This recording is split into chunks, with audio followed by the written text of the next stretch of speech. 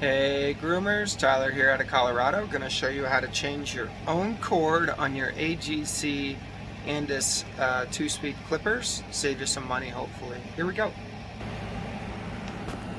So, first thing first, get your clipper. Unscrew these 4 screws, which I already did that.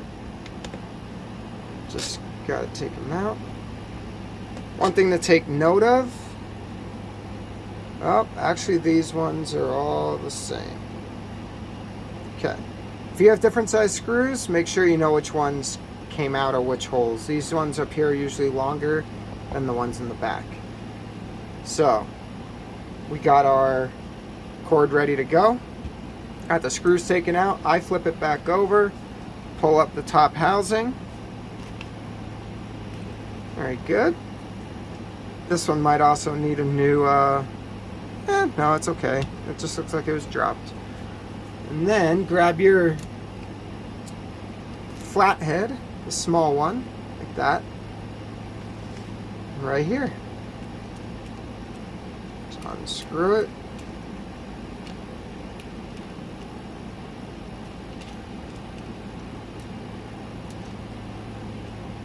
Make sure your clipper is always unplugged. So there we go. We'll put the new one in, just like how we did it. You don't have to unscrew those things all the way. They just kind of create pressure. And I'll screw it back in there.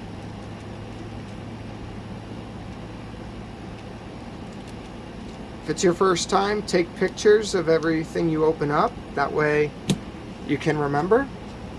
And then I'll put the cord down under that so we don't, this is the switch here. So if it's like on top, like that, it might kind of screw up your button. So I put it underneath, put it back in there. Normally I'd blow this out, but for the video, I'll do that afterwards. And then I kind of just hold it together for a second while I test it out. Make sure your button's in the right position as this. You don't want it up and down, just at the bottom there. And I squeeze it together, plug it in the wall, and do a test. Seems to be working. Moving it around. Yeah. Motor feels nice and strong. Both speeds work, cord works. Easy peasy. That'll save you a bunch of money. The only thing you need is this item here. This is for the AGC series. It's 64250 for those of you that can't read.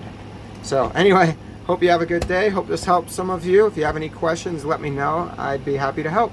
Bye.